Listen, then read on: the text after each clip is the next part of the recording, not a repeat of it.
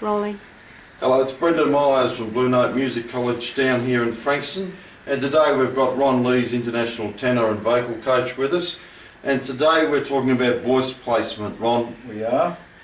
Could you tell the guys what voice placement actually is? Okay. What do you mean by that? Okay, what I mean by that is it's got to be in your head. Okay. Voice placement must be in your head. It can't. Your throat must not participate in the sound. Okay. Okay, so you've got to make the sound go to your head. Now, how do you do that? You do that with the breath. Yep.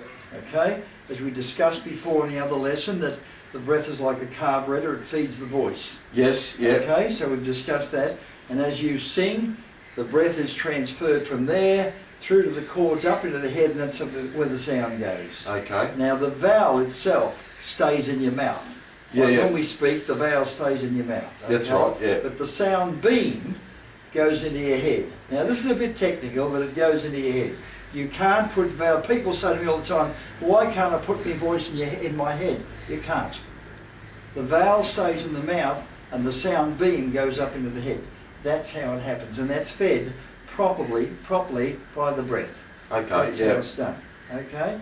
Now, is this for all notes, or is it just... It's for all notes. It's all notes, actually okay. From E flat over the middle C onwards, all voices should be in the head at that point. Now, if they're not, they're pushing and it becomes throaty. Right, yeah. Okay? And we know what happens when that happens. We know what happens when it becomes throaty, yes. We don't want to sound strained when we're doing any of this, do we, Ron? Yeah. Exactly right. Yeah. Now, some people ask me about vowels. Yep. Okay? Now, Professor Tapia of the Santana University in Spain did an experiment on larynxes, gullets, vocal cords, uvulas, all that sort of thing, a professor, and he came up with three very important factors. The I, as in igloo, is the easiest vowel to sing, the most forward to sing. What's the hardest? Stays in your head. Huh? What would be the hardest then? The hardest is E. Everybody has trouble with an E vowel. Yeah. Now, particularly above the spoken word.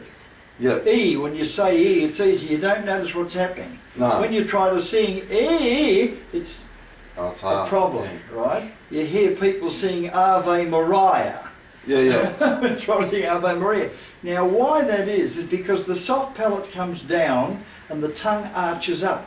So it only makes a space like this. Yes. So the E is very hard to sing. Now, the E's got to be given the same space as an R. Yep. Okay? So it stops the tongue from arching, it stops the soft palate from coming down. Now that's technical, I know. Would you need lessons to... Oh, absolutely, and that's the reason why people either drop the key so they can sing it comfortably, or they change the vowel, or when they try to sing an E, they can't sing it. Really? So that's the reason for that. Now, when they say the I, that is where your speaking voice is. Now, E is also backward. Okay? That's why it's also awkward. And the very, very throaty one that everybody uses, and they should not, is R. R. Completely throaty. Right? It's got to be OR. A-W-E, the Italian vowel, OR, and you put an N with it. Nor. And that nor makes the sound go straight to your face where you speak. And singing should be, once again, as you speak. People are convinced that you have a singing voice and a speaking voice. Exactly right. You don't. You've got one voice. Now, just to finish and summarise, Brendan, the diaphragm controls the breath. It does not support the tone. It does not support the sound. The sound is supported by your body. It is inspiration. Retardation. Retardation of expiration.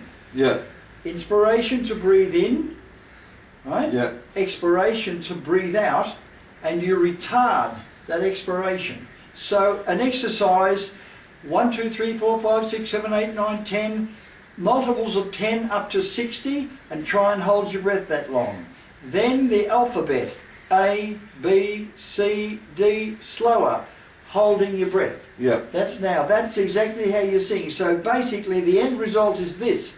to sing, you've got to use the auxiliary of your speaking voice. Yes. Okay, instead of using breath pressure to push down and sing. It's absolutely wrong. All right.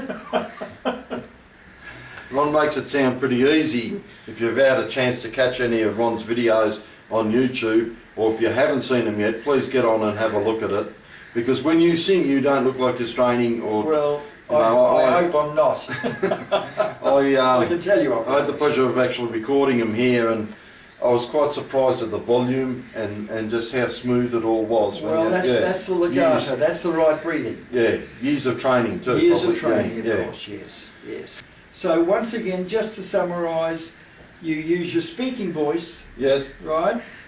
Speaking auxiliary, instead of having to press with your breath pressure. Yeah, yeah. That's the end result.